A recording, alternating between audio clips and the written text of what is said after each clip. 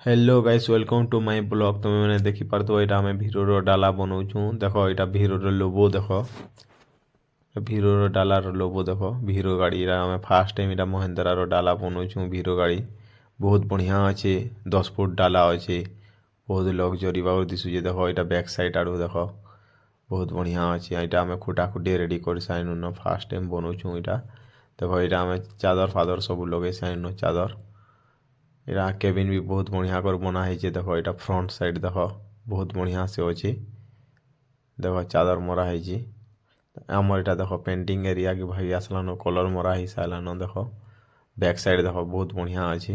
एटा front side भल अच्छे, बहुत बढ़िया अच्छे। देखो साइड आड़ भी केना फुल मैंने मरा है। कलर फलर केना मैचिंग बहुत बढ़िया से है।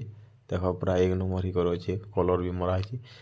फाइनाली एटा हमर डाला लदी साइला पर केना दिसुचे देखो, बहुत बढ़िया दिसुचे। देखो हुक मैंने भी बहुत बढ़िया से मरा है। देखो जहाँ की भी डाउट अच्छे काना कहबार अच्छे बोले कंप्लेन करवार अच्छे हमको कही पारबो कमेंट थ्रू रु।